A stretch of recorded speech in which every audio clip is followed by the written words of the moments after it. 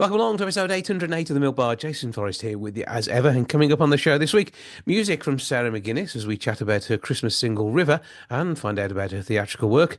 Christmas tunes are plenty too because Billy J. Kramer will be along with his first original Christmas song. We'll be hearing how you can catch up on some of the most amazing Christmas music with the Heritage Chart Christmas show. Mike Reed, DJ, etc., TV presenter, well-known star, will be along for that one. We'll be finding out about Dark Tales in Winter with another star, Neil Redding from the Arena. He let us know about their play number 13. Compton Care will be telling us all about their Christmas Treecycling campaign. Emily Thompson joining us for that. Rod Bissett is along for the Grange Players as we find out about their production of Hound of the Baskervilles. And Gavin Dell lets us know how numbers can make a huge difference to your business with Lead with Story. That's all on the way on the show this week. Welcome to the Milk Bar. Welcome to the Milk Bar. Welcome to the Milk Bar. Welcome to the Milk Bar. Welcome to the Milk Bar. Dark Tales of Winter return to the Arena Theatre on the 18th, 19th and 20th of December. It's going to be a spooky, scary time, and number 13 is going to be the production. Neil Redding's here to tell us what he's up to. How you doing? I'm good, thanks, mate. How are you? I'm all right. So Christmas wouldn't be Christmas without the Arena doing something that's got a few ghosts in it, would it? Absolutely, absolutely. That's what we do. Come Christmas time, we get the ghosts out and invite the spirits in.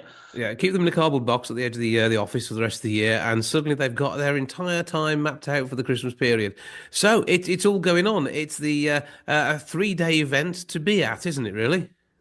Absolutely, yeah. It's we've got 3 nights of a new play, a new adaptation, first time it's ever been seen anywhere in the world, and I've literally just hot-footed it out of a dress rehearsal, and it's looking in good shape. Were you chilled? Reasonably. You know what's going on though, so that's cheating. But it is going to be edge of the seat stuff, isn't it? It absolutely is. Yeah, we're guaranteed to unsettle you at the very least, and hopefully scare you a little bit just in time for the festive season. Okay, so tease me with a bit of background to M.R. James number 13. What can I know heading into the show? So it's the story of an academic who goes to research the city of Viborg in Denmark and stays in a hotel called the Golden Lion, and is staying in room 12, which is, as you would expect, next door to room 14, apart from in the middle of the night when it appears to be next door to room 13. Ooh, intriguing stuff. And not like the Premier Inns you've stayed in your time. No. Despite the purple background here at the Arena, no Premier Inn affiliation with this hotel. Very much an ancient building, an ancient city with ancient secrets to tell. I love it. So tell us a bit about the cast, because this is normally the intimate size of the cast ties in with this as well, doesn't it? Yeah, so historically we've always done 2 plays for Dark Tales with 1 actor in each. This year we've done a slightly longer play and put the 2 actors together. So a two-hander this year instead of a 2 solo shows. LaShonda Morgan and Marcus Gordon, because I insist at all times that my cast must rhyme. And 2 phenomenal actors. It's been an absolute treat working with them. And they are playing Anderson and Christensen, and will take you on this journey into the Nordic history of folk tales and spirits and ghouls and spooks. I'm looking forward to it because I get to come along on the Thursday night, so I'm very much excited by what we're going to see. And I mean, set-wise, scenery-wise, how big an ask was this of your team? It's actually one of the smaller ones we've done. It's quite pared back and simplistic. We've gone for a kind of Scandi noir vibe, so it's very simple and clean and stripped back. But hopefully that means that when we do our bits of magic and stagecraft and spooky goings on, that they have a great blank canvas to work against. So there's plenty of surprises and moments to look forward to. Yeah, because I mean, the stage area of the Arena is an interesting space. It's got a personality of its own, hasn't it?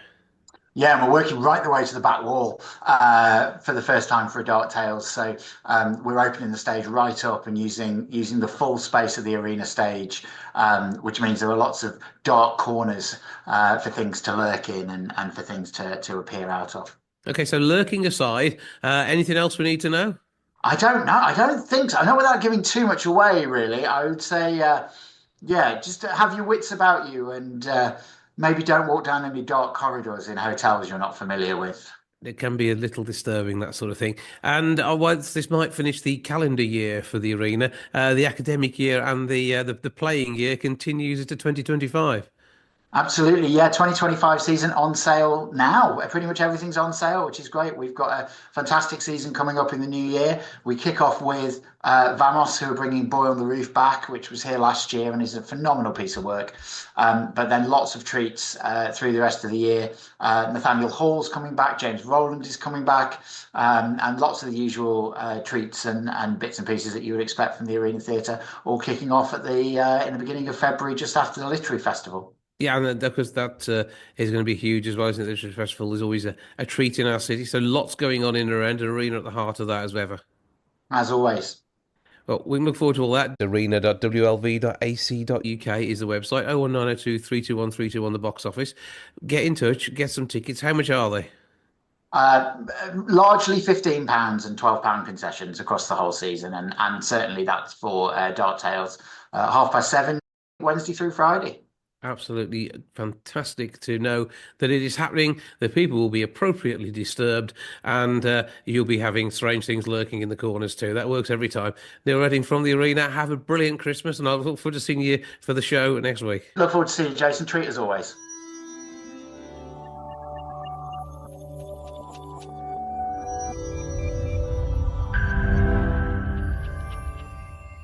Treecycling is back, another way to help Compton Care and get your tree recycled at the end of the festive period. To tell us more, I'm joined now by Community and Events Manager at Compton Care, Emily Thompson. Good afternoon. Hi, Jason. How are you? I'm all right. How are you doing? Yeah, not bad, thank you. Well, Not Christmas is on the way, and of So, course yes. we have to keep planning ahead. And once we have enjoyed having our natural Christmas tree, we need to make sure it's then moved on, and we can get it into still being used, even though it's been a very different format to how we're enjoying the moment. Yeah, definitely. So we're offering our Treecycling service again this year for a minimum donation of £15. If you leave your tree outside your house on the 11th and 12th of January, we will come and collect it from you, chip it, and then turn it into biofuel. So it's a really environmentally friendly way of recycling your Christmas tree, but also making a donation to Compton as well. Absolutely. And it's in the WV postcode areas, also DY3, WS2, 3, 6, and 10. So those are the areas that you can go and get your trees collected in. As you say, it's on the 11th and 12th of January, but you do have to book ahead nice and early, don't you? Because this is one of those things where it does sell out fast, this service. Yeah, definitely. We've obviously got our Compton elves in the C&W commercials who will come out and collect your tree. And we're also working with Wolverhampton Tree Services as well this year. So, you know, if we can get an idea of how many trees we've got to collect, then that would really be helpful. So, yeah, just book in early, comptoncare.org.uk/tree. Which will send you to our website, and then you can click on the link to book in your tree for Treecycling. We also do a drop-off as well. So if you haven't booked in, we'll do a drop-off at Compton Care where people can bring their Christmas trees to us over that weekend, make a minimum donation, and then we will store your Christmas tree ready for the chipping to come. This is it. With 500 trees done last year, or more than that, and £8,000 raised, this is a great way of getting some cash into Compton, isn't it? Yeah, it really is. I mean, it's a win-win for everybody, really. So, yeah, and it's, you know, like you just said, £8,000 last year that we raised for Compton Care. So if we can top that this year, then that would be absolutely amazing. So, yeah. And again, it's all part of the festivities, and particularly thinking about those who need to use Compton Care services over Christmas, because you're open 24/7. We certainly are, Jason, 365 days of the year, so 24/7. So, yeah, we've got our community nurses out there, we've got our paramedics, and then we've obviously got the inpatient unit that doesn't ever close. So just £15 would cover the cost of some art materials for an art therapy session for one of our patients in our Living Well Centre. So that really makes a difference to they're able to socialise, they're able to, you know, take themselves away and get really focused on that art therapy for just one session. So it's a massive gift that you can give to our patients this Christmas. Yeah, and totally £8,000 last year. That went a long way to providing maybe a nurse or somebody as part of one of the teams. So it is absolutely huge what can be done, all by everybody giving a little bit, making sure they're doing the bit for the environment, making these biofuels, which are always going to help, and also then enjoying the fact that we've had a fantastic time with our Christmas tree over the festive period. We've had our loved ones gathered around it, probably nicking chocolates off it, because that's what always used to happen with mine. And then, away you go when it then gets collected on the 11th and 12th of January to make sure that it's then reused, which is the way we like to do these things, making sure we get the most out of all the materials that we have. Once again, give us the web address where people can get themselves signed up. comptoncare.org.uk/trees. So check out those details there. Click on the links and get yourself sorted. Well, Emily Thompson, thank you for joining us. Thank you so much, Jason. Take care and have a nice Christmas. You too.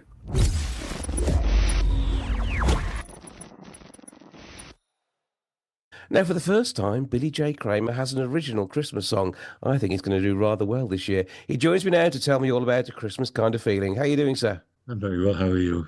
I'm okay, thank you. Now, obviously, you have some amazing collaborators here, Tom Hambridge and Richard Fleming. And between the three of you, you've come up with an absolute Christmas classic, haven't you? Well, do you think so? I hope so. I just thought, I wanted to do a Christmas record, and I didn't want to do a cover version. And then Tom Hambridge and Richard Fleming came up with this song, and it turned out really well. Well, I mean, it's been a great year musically for you with the album a little bit earlier on, and obviously the singles that came from there, and now this festive tune. And the video's amazing for this too, isn't it? Yes, I think Jeff Fairholt, who worked on the album with me as well, he did the video for the "Are You With Me" song.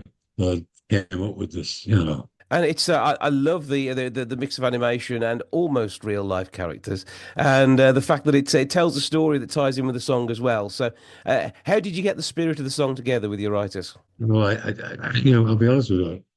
I've recorded in Nashville before, and I went to Nashville to record this song, and the musicians there are just incredible. And you can have preconceived ideas. And when you get there, they'll turn it upside down, and that's exactly what they did, This brings home a song which I think will become part of, at the very least, your family tradition and one for many others to listen to this at Christmas. And I think that's the important thing. It brings across that true family meaning of Christmas, doesn't it? Yes, I think so. What else do we have planned in 2025? Because you are looking forward to another exciting year ahead, I trust. Also, we're already scheduled another single from the "Are You With Me" album, which is the Tom Hambridge, Richard Fleming song called "Go On Girl." We've got that all in the pipeline, and then I'm hoping to get together with Jeff and Tom Hambridge and do some more songs in the new year. So that's again something to look forward to. And it's getting things right. I know you're a perfectionist and always have been. We've known that since we first heard your music in the 60s. I mean, I wasn't around at the time, but I did grow up listening to it because it's part of my mum and dad's collection. And when I was in my early 20s, I absolutely adored the 60s sound. And it's a sound that was an inspiration to so many artists through the 90s as well. So your music has sort of had bits borrowed from it, yet still it's something which you very much you own. And I know when you do get a chance to perform live, that comes across too. Thank you very much. That's very kind of you. What does it mean to you to have this? Because obviously you've talked about not wanting to be a cover, but it's a song which it has got deep meaning. Well, I over the years, I'll be honest, I've recorded a lot of songs that didn't get the promotion that the earlier ones did. But I've kept recording over the years. It's something that I enjoy. It's something that I love to do. And I think, at the moment, it's like everything else. I've put out another 20 singles, believe it or not. But I think, I've just had this, since I did this album at Abbey Road, and taking 4 songs, we had a tremendous response to the live version of Jealous Sky.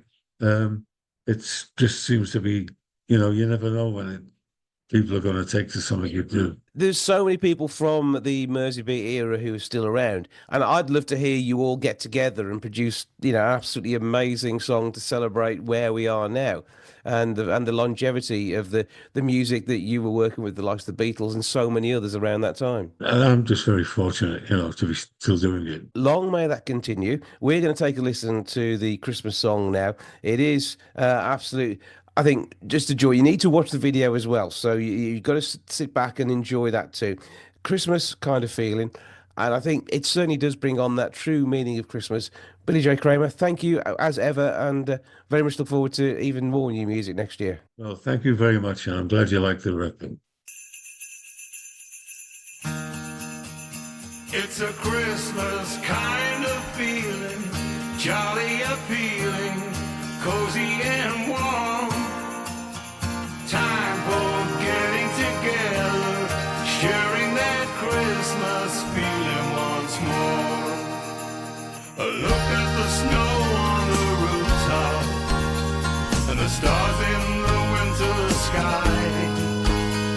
The Santa will be coming soon with toys for those who be nice. It's a Christmas kind of feeling, jolly appealing, cozy and warm. Time for getting together, sharing that Christmas feeling once more. Father goes out to the front yard to heat up the car outside. Mother rounds up all the kids for the holiday party tonight. It's a Christmas kind of feeling, jolly appealing, cozy and warm. Time for getting together, sharing that Christmas feeling once more.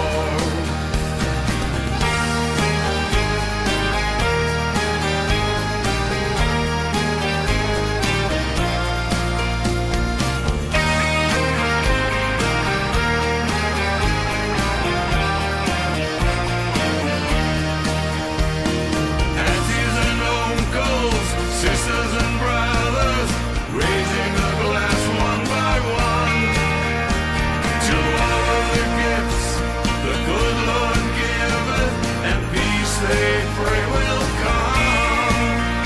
It's a Christmas kind of feeling, jolly appealing, cozy and warm.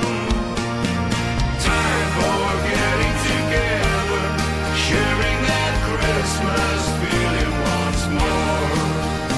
It's a Christmas kind of feeling, jolly appealing, cozy and warm.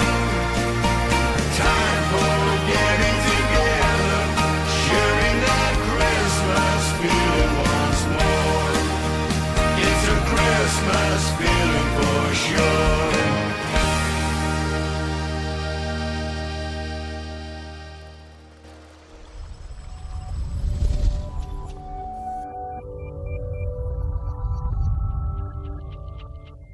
Head of the Baskervilles is the latest play from the Grange Players. It is at their theatre from the 9th through to the 18th of January in 2025. Rod Bissett is directing and he joins me now to tell me what they're up to. How you doing, sir? I'm all good, Jason. How are you, Sal? I'm getting by, thank you. Good to have you along, and good to see you guys back on stage as ever. You're pretty much never off stage, apart from that few weeks over the summer, aren't you? It's pretty much true. Even then, we're still at the theatre, tinkering around and polishing it all up again. All looking good for this one. It is the stage version of A Hound of the Baskervilles, and obviously Arthur Conan Doyle's work. But obviously, when you turn this into a play, it's very different. This one definitely is. I mean, fans of the original story are going to be delighted to know that we are leaving nothing out. Okay. We are in every location from the book. We have every character, both major and minor, in there. We're just doing it with only 3 people on the stage. Ooh, okay. And how do you make this work with all those locations? Is there something to allude to them each time? We're using a selection of benches, chairs, and very clever lighting and hoping the audience just believe us when we say that we're in a sauna, that we are in a sauna. Well, if you're all wearing towels, it's quite clear you're in a sauna, so that works, doesn't it? And that's how we're doing it. So, obviously, a story which many will know, and there've been Mhm. many film and adaptations of this and the like. So, who's done the adapting here? So this one has been done by a couple of gents called Stephen Canny and John Nicholson, and they did this through a company called Pipolicus, who are very much a fan of the farcical and comedic theatre. And as we said, they found a way of doing the entire Hound of the Baskerville story with the minimal amount of people and still have it make sense and yet still make it funny at the same time. And the occasional hound thrown in for good measure? I can neither confirm nor deny if a hound will appear at any point. Okay, so this is going to be intriguing. I like this. And obviously, you always have a good long run, and the Grange Theatre itself is just a glorious little venue, isn't it? Oh, it's absolutely gorgeous for it. And we're absolutely using all of the space that we can. In fact, if anyone who's ever been to the theatre hasn't ever seen our back wall of the stage, they are in for a treat.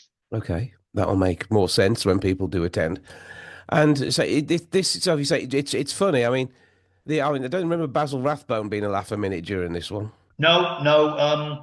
I'm pretty sure that like Arthur Conan Doyle, when he wrote this, wasn't imagining a laugh track behind, and yet using the Pipolicus script, we've got all of their jokes in there. We've somehow been able to find a couple more jokes to cram in there, just because we don't want people falling asleep, because it's a lovely tale. It's a wonderful piece of fiction.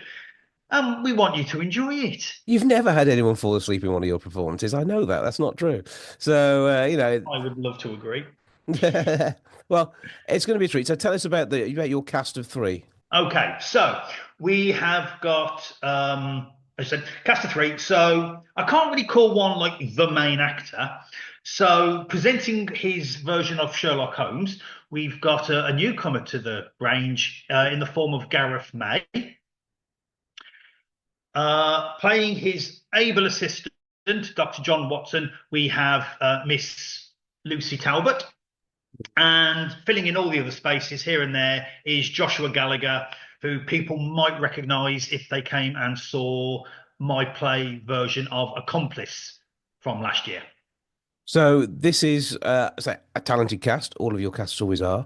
A fantastic director, so I'm told, and brilliant, a brilliant stage setting. The scenery will be as much as it needs to be, and only as much as it needs to be. And the play no more, no less, and all on wheels. Oh, wheels are important.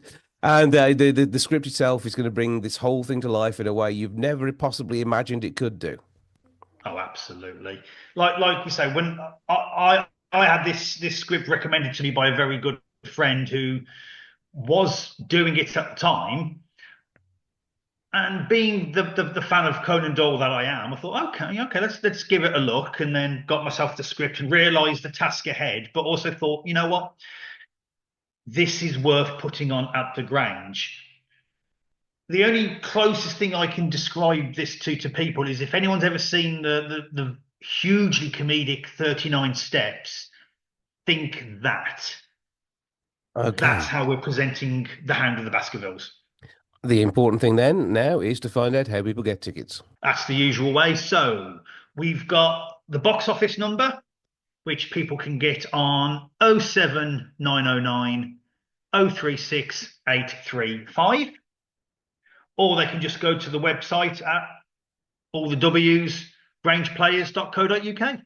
Come along, check it out. 07909 036 835, grangeplayers.co.uk. Grab your tickets, come along, see a great night. Choose your night from the 9th through to the 18th. Lots of different bits and pieces in there. You need to check out the show times to work out when you're going to do it. Be ready to laugh, be ready to be sort of confused, scared, and possibly even hear or see a hound. Who knows? You'll have to wait and see. Find out on the night. Rod Bissett, director from the Grange Players, thank you for joining us. Always a pleasure, Jason. Thank you.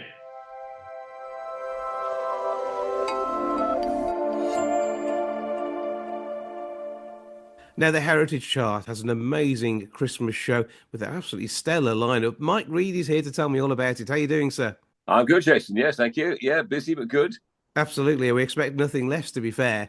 And I know that you've got always an amazing lineup. The music on the Heritage Chart is brilliant new music from acts that we've known sometimes all our lives. And with the chart for Christmas and the amazing TV Christmas show you've done, you've got the likes of Leo Sayer, Tony Hadley, and your old mate Cliff Richard in there as well. Yeah, we got 17 artists all together. Everyone said yes. And one act raced across France to be there. So everyone was fantastic. Did a deal with Butlins, so we shot it there, big screens, high tech. So it really looks $1 million. It really does. It's more creativity than throwing money at it. We did it a bit on a shoestring, but it does look pretty good. And everyone really pulled their finger out. It's a terrific team effort. And I thought, we've been doing the Heritage Chart for 4.5 years now. So, we got to sort of step up and do something. And everyone that's seen it said, "Oh, you won't see anything better than that on TV, pop-wise this Christmas," because it's very varied. It's a very varied chart, Jason. I mean, you get all sorts of. I mean, Steel Span and Francis Rossi together have just had, a big hit. And Steve Norman from Spandau and Carol Decker from Tapau have joined forces to do White Christmas. So it's a good platform for artists, really, that otherwise wouldn't have had a platform. I think, well, what's the point of making it? Because where are we going to play it? What's the point of doing a video? Because who's going to see it? But now, the last 4.5 years, there has been a platform, so it's good. Yeah, I mean, you've got the likes of Billy J. Kramer and The Real Thing on there. Both acts and artists I've spoken to over the last few weeks with some amazing Christmas songs. And it just brings the festive from a load of people who've got such huge talent. Yeah, and it's varied as well. I mean, The Real Thing song is so different to Billy J's, and his video is quite amazing. So yeah, every Christmas song, Katrina has done a beautiful one as well. But all the songs are different, the stars are different, the videos are different. I mean, the Wombles have put out "Wombling Merry Christmas" for an anniversary thing, and Mike Batt and Paul Carrick have done their winter song from Watership Down, which again is beautiful. So there's so many different Christmas styles on there rather than just the same thing. So it's great, really good. And I say in the spirit of the Heritage Chart, which brings new music from amazing artists all year round. And I think so very often some of these artists who've been around for a while, they get overlooked by mainstream media very often. And that is just a shame because they are producing songs just as good now as they did back in the day. That's right. I mean, that's why we started it back in the spring of 2020, talking with the likes of Limahl and Paul Jones and Toyah and Howard Jones and Nick Kershaw, all these people, Kim Wilde. They said, well, you're playing our new stuff, but Radio 2 and people aren't playing it at all. They're not touching it. And I said, yeah, but as you rightly said, I said, but your new stuff is as good as the songs, if not better than the songs in the 80s. They said, yeah, but even so, they won't play them. So I thought we need a platform. So I started the chart, and we now get voting from between 80 and 90 countries every week. And I'm always baffled, Jason.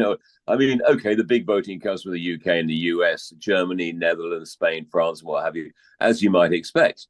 But when I look down and say, who got up this morning and decided to vote in the Seychelles or in Vietnam, or Cape Verde Islands? Somebody did, but fantastic. It is, and I get podcast listens from all around the world. People who can stream, the standard output that we put out for the UK, or in our case Wolverhampton, and before you know it, you've got listeners and followers all around the globe. Back when you were doing the likes of Radio 1, people sent in wanted listening cards for when they said they were in the northern tip of Norway listening into you on AM.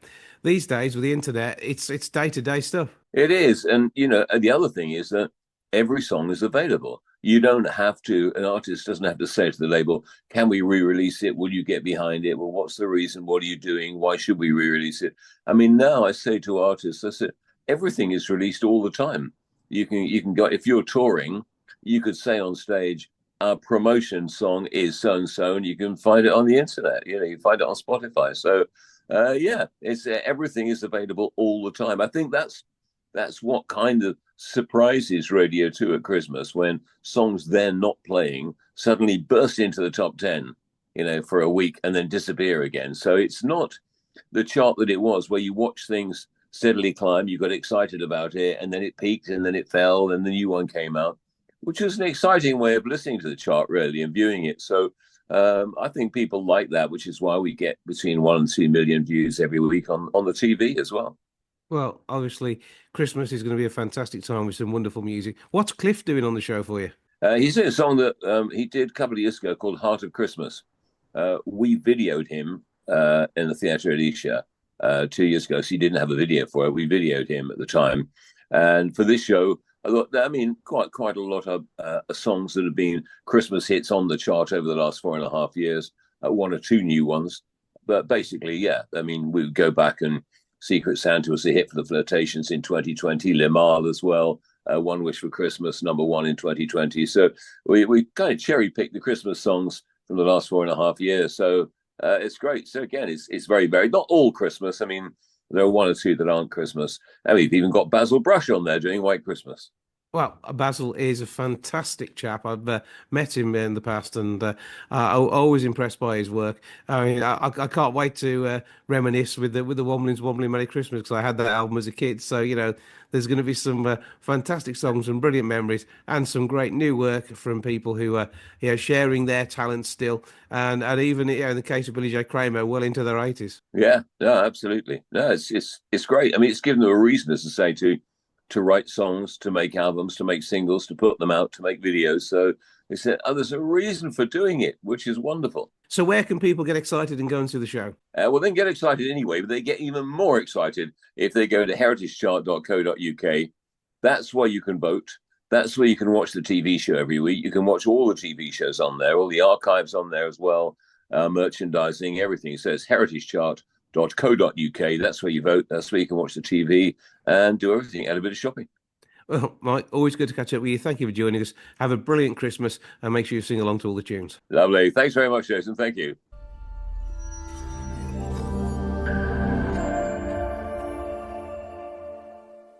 Now, the festive season is definitely upon us, and Sarah McGuinness is here to share something of a festive tune. How are you doing? I'm good, thank you. How are you? I'm very well, thank you too. Now, Cody, you and your music has plaudits throughout, understandably so, and you've turned your hand to Christmas just to keep us sort of feeling festive, haven't you? I'm actually a huge fan of Christmas.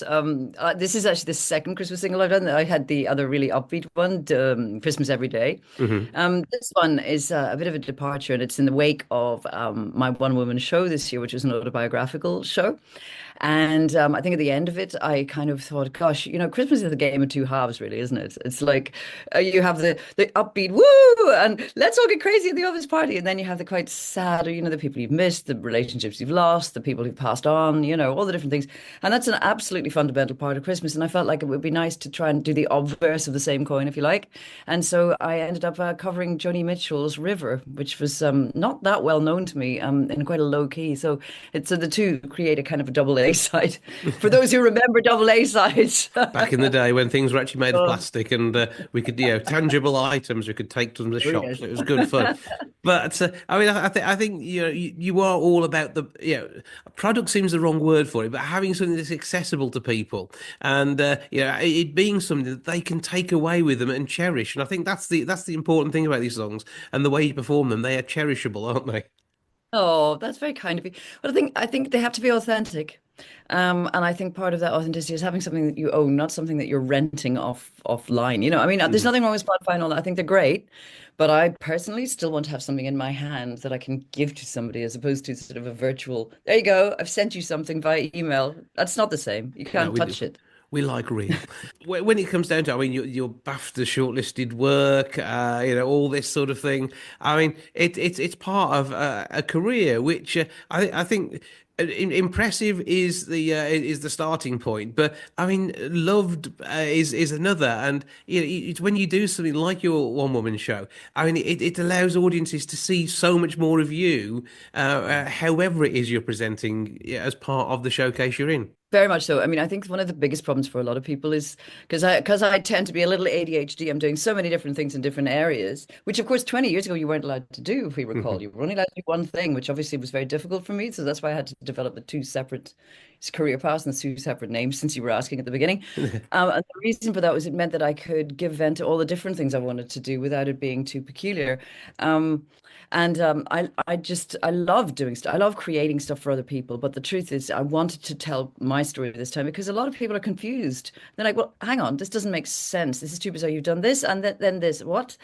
So it was a way for me to tie it all together, not just for other people, which was obviously a big, important part of it for me, but also for myself, really. Make sense of it all because it is a strange bunch of stuff. That is for sure, Jason. Yeah, but somebody who can turn their hand to sing a Joni Mitchell song and do a cabaret show, you've got two good strings to the bow there. And whether you're a McGuinness or a Townsend that night of the week, it's part of the rich tapestry that is your life. Well, you only get one life, and I just feel like I want to get every little ounce out of every bit of it. And this way, I get to do both. And to be honest with you, so much of it is about just putting the work in. And I really, being able to sing the Joni Mitchell song now is something that, I know 20 years ago, there's no way I could have done it. But all of this year doing this show has changed the sound of my voice. It's made sense of a lot of things psychologically for me. It's taken me on an incredible emotional journey. And it's kind of it's been a tremendous holistic experience. And I think as a result of it, the sound of my voice changed massively. So now I could sing that song in a way that's quite different from the way Joni sings it in that beautiful, clear voice of hers. And it sounds more world weary. There was a line in the show that said, I could not make, it's all about me trying to find my voice for real and in a sort of metaphorical way. And there's a line in the show that really, for me, sums it all up is after everything I'd been through, coming out the troubles, coming through all these different situations in different countries. And I could not make my voice sound like the turmoil I felt inside because I had that very clear voice and all this. And I was going, but that doesn't sound like what I feel. And it doesn't sound like the songs I write. It doesn't, it's all very pretty, but it's not the soul that I feel I want to express. And this year I really managed, with the help of wonderful teachers, may I add, fantastic teachers, shout out to Clara, to Alana, sadly passed away, and the wonderful Jules. I've changed a great deal about the way I sing, and now I feel I can do justice to this song and the sadness of it. This is a real song about regret. It's the opposite of the one that I wrote, which is the double A side, which is like full about woo, yay, it's Christmas every day. Never mind how shit things are. It's gonna be great. And this one's like, oh, I've made my baby cry. But sometimes you need both. I mean, sometimes you need a good blob at Christmas. That's the tradition, isn't it? I think so. Yeah, it's one of those things that's going to make Christmas feel just that bit more festive, and it allows you to experience the highs when you've reminded yourself that there are lows as well. Yeah, exactly. I mean, and it's actually quite satisfying to sit and go, when Judy Garner goes, have yourself a merry little Christmas, you go, oh, and that's kind of cathartic, isn't it? It's a part of the whole ceremony of Christmas. I think it's wonderful. It's very helpful, I think. It's not going to take a step away from any of the Christmas cheer that you'll be experiencing yourself, though. I mean, you're going to have a good time this Christmas, aren't you? Absolutely. Oh my goodness, yes. I'm really looking forward to it. I mean, I absolutely love Christmas. I'm a complete hound for every single part of it. From the bells to the lights to the Santas to everything. Oh, I just love it. And I always have since I was a kid, it's never got any less attractive for me. So when are you going to return to Glitter and Gaslight, the show that just sort of finished a couple of weeks ago? Because it's not run its course yet, has it?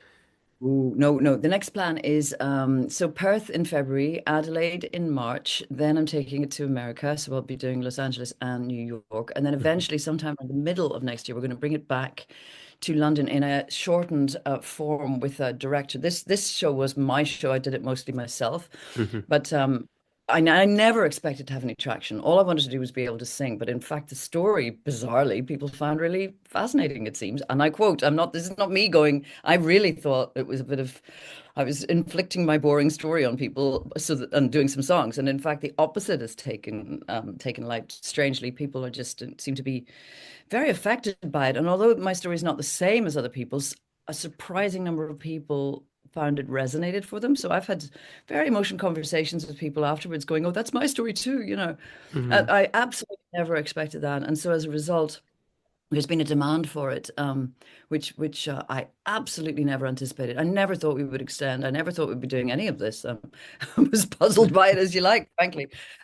So anyway, the idea is to take it a bit more seriously now and go, right, okay, so now we're going to have it directed and scripted again properly in the summer, and then bring it back to the UK, where we'll relaunch that after having taken around the world. So it's exciting, but unexpected. Doesn't even cover it. But I think it's when something comes from the heart, it makes a difference. And having seen singer-songwriters sort of talking about, their emotion behind the song, or a performer telling you about how this song touched them when they were given it as a gift from a songwriter, effectively. I know there's royalties involved, but you know what I mean. And it's these things which sort of help to build the musical character that you have. And as you say, you've had to learn to use your inner voice rather than your outer voice to perform these. Very well put. No, you're absolutely right. And the thing is, I feel like, especially at the moment, where with the internet and all the craziness and the stuff that's going on, where people are, the sense I'm getting the last couple of months particularly, is people are craving truth. They're craving it because they're not getting it anywhere. Everything has been so, stage managed, and now with all these incredible filters and memes and this and that, you can alter anything to make it seem like truth when it's not. But I am noticing that humans at a primal level identify honesty, and they respond to it like thirsty man in the desert. I mean, it's like I that's what I've seen in front of me, and I'm like, oh my God, I didn't even think this was any good. I just wanted to do it. But I think what people are responding to is not that it is of itself an excellent piece of work. I'm no playwright, but that it is completely authentic, and that strikes a bell, I think, in people's hearts. It's kind of, I've just seen it after the show every night. I'm going, gosh, what is this? And I think it is that people are craving honesty, craving it, and so long live that. Let's bring back a bit more of that, shall we? Because unexpected, it really, until you see it with your own eyes, you don't believe that could be true.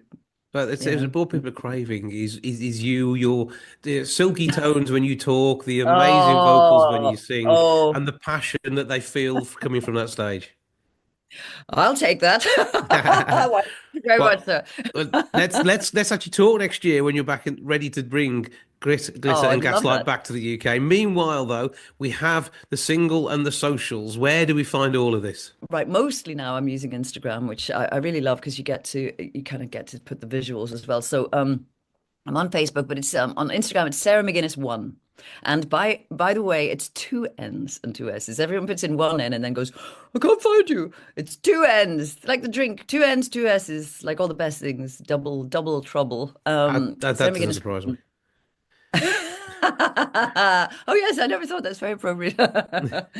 Anyway, so yes, Facebook, Instagram, and my website, which is pretty straightforward. That's just sarahmcguinness.com. And the record itself in real life as well as downloads? Oh yes, that's the plan. We might not do it this year because I mean, literally, this was such short notice. It wasn't even a plan 3 weeks ago, and then suddenly we went, let's do it while the show's still on. So it was like, got to do it at 9 a.m. What? We just finished the show at midnight. What? Okay, let's do it. What? And people liked it. What? So it's has been like just a complete kickball scrum, and we got it there. But yeah, next year. Oh, absolutely. And my album is on vinyl. I love that. Well, so Unbroken. That's all on the website. So go there, Unbroken on there. And meanwhile, though, download River and Christmas Every Day, no more sad songs, and enjoy these as part of your festive celebrations.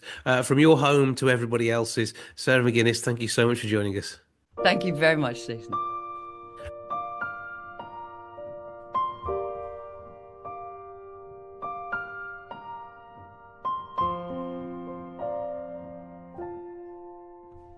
It's coming on Christmas, they're cutting down trees, they're putting up reindeer and singing songs of joy and peace. I wish I had a river I could skate away on, but it don't snow here, it stays pretty green. I'm gonna make a lot of money and quit this crazy scene. Oh, I wish I had a river I could skate away on. I wish I had a river so long I would teach my feet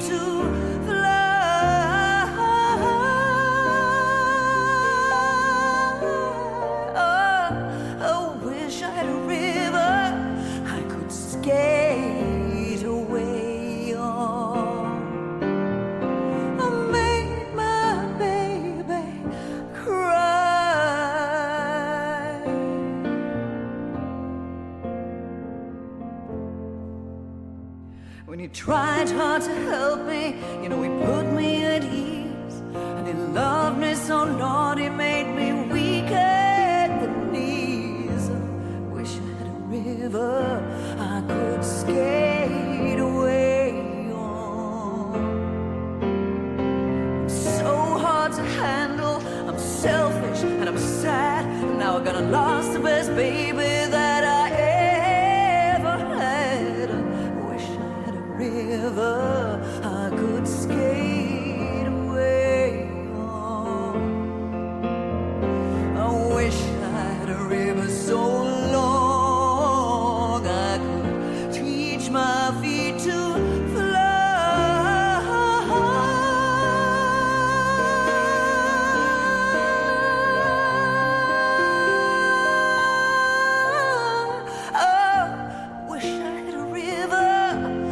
skate away on. I made my baby say goodbye.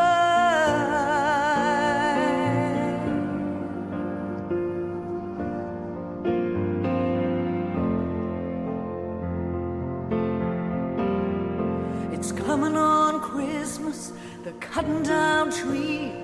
They're putting up reindeer and singing songs of joy and peace. Oh, I wish I had a river I could skate away on.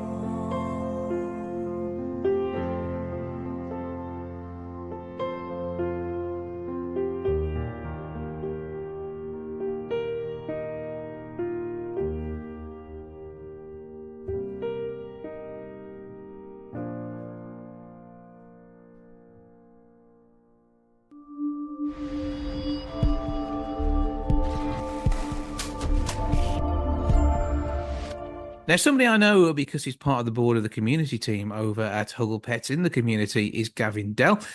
We have chatted in the past in real life. However, he joins me now on the line to tell me a bit about his current projects with work. It is Lead with Story, and Gavin is on the line now. How are you doing, sir? I'm good, thank you. How are you, Jason? Oh, good here. So tell me a bit about the way in which you came to start Lead with Story. A bit of a backstory about myself. I've done a number of things such as supply chain and logistics management, as well as revenue management. And one of the things that I found quite difficult was that when I was going into a board meeting, I would have all of the facts and the data behind me to say this would be a great project. However, I would find that sometimes the project would fall flat and the whole presentation.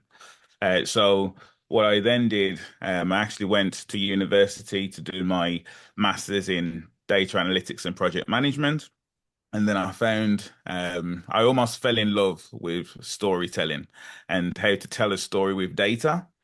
And then when I went back into the business, I was then able to structure my presentations in a way that was backed up by data, but also would be able to engage my audience. And I just realized at that point that I was really onto something. I set up like a course that I could teach with some of my colleagues. I ended up teaching that to about 500 of my colleagues across Europe. And then I thought, wow, I need to make this into a business and see who else I can help. Yeah, so when it comes down to it, I mean, businesses are driven by data, whether it's the MRP, our min reports on stock, whether you're looking at the way in which you're trying to forecast, whether it be manpower, bolts, or anything else that you could be trying to use. In particular, when you're in a world of just in time, as the Midlands have been so often in its motor manufacturing past and still in some places to this day. So, we've got a world which is governed by numbers, and it's turning those numbers into something which is real life and just not a case of another glitch on a printout report that no one's really read properly. Exactly. And I think that's almost part of the problem is that our business today, because a lot of companies feel overwhelmed with data, they have access to data, but the question then is, what do we do with that data? What are those data insights telling us, and how can we use that to grow our business? And that's kind of where I come in with the services that I offer to be able to say, okay, let's first of all understand the data, let's then interpret the data, and then let's look at what are some of those projects that we can put forward in order to move the business forward. Yeah, because many people may well be buying the likes of Power BI as part of their Office package. They're looking at all sorts of different intelligence ways of getting snapshots of their business in time. But if it's just sitting there and you don't even know how to extract a report, you can't build on what you've done before to make the future brighter. That's exactly right, Jason. So I find, especially with the Power BI reports and dashboards, yes, the data is there, but again, what do we do with it? And so I find that a lot of the people that I speak to, yes, they have the platforms such as Power BI, Google Looker Studios, but they're still not knowing how they can use that data to kind of empower them to make data-driven decisions. Yeah, and data mining in itself, things like Power Automate can take your databases and report back to you. And not only that, tell you what's not being used as well as what is being used. Exactly. Yeah, exactly. And I think as well, when I speak to a lot of the people that are in the data science world, so they are the ones that are mining the data. Again, the challenge then is they understand the data, but then to be able to communicate it in an engaging way that can allow their leadership teams to be able to make those decisions based on what they've been informed on. That's a challenge in itself. And so we try and just bridge the gap between, I like to call it bridge the gap between the left side of the brain and the right side of the brain. So between logic and data versus that emotion and that feeling that drives action. And I've worked on projects in the past where, whether it be something like installing a new software system and in a business, and data warehouse management, these sort of things, you sometimes have to have a go-between in some way or form between maybe somebody who is working with the data all the time and lives and breathes it, and the director who's got to make decisions based on it.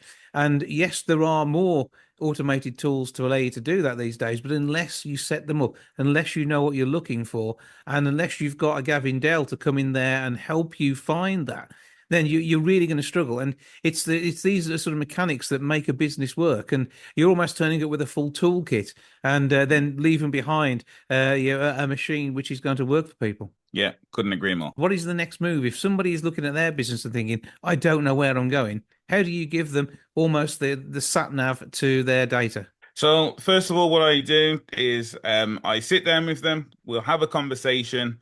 I like to put it, I've got like a 7-step storytelling framework that I use internally at the business, which I also teach in workshops. And it's all about, first of all, for me, the customer is always the hero of this story, right? So it's really understanding what's their background, what is it that they're doing in their business currently. And then once I understand that, then it's about the next step in terms of really being able to understand what is it their needs that they want. So what is it the transition that they're looking to get through? What is it that they want to take out of their data? And then I just couple that with then what I do. So I do the data analytics side of things, the consultancy side, and then as well being able to do that project management. So when it comes from being able to have a clear plan of actions in terms of how we can then utilize the data to get the transformation. And then for me, it's that, again, when it comes to storytelling, it's that what is that challenge or that problem that you're trying to overcome? Because in every story, there's conflict. So without conflict, there isn't a story. And so it's really just trying to define with the client exactly what it is that they're trying to overcome so that they can then fully utilize their data.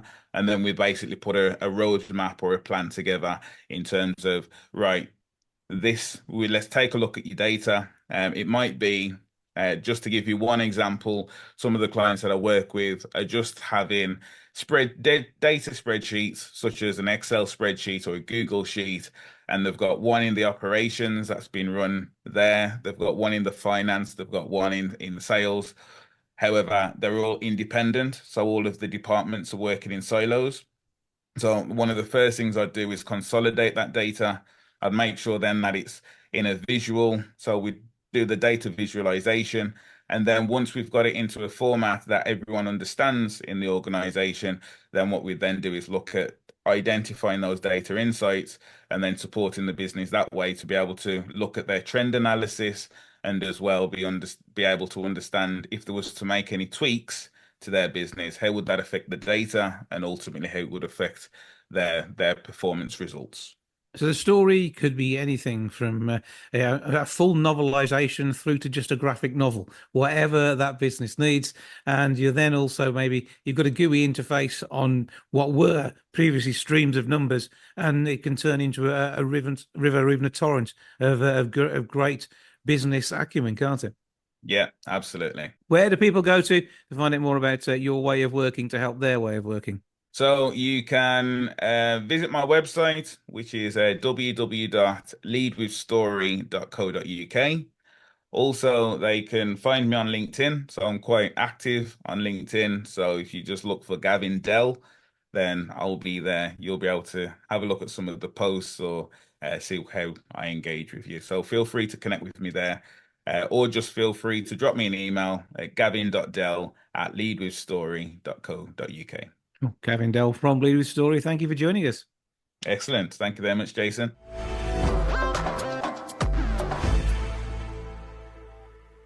That's a lot for this week. Thank you so much for joining me. Back with episode 809 next week. I'll see you then. Ta-ra for now. Goodbye from the milk bar. Goodbye from the milk bar. Goodbye from the milk bar. Goodbye from the milk bar. Yeah. Goodbye from the milk bar. Yeah.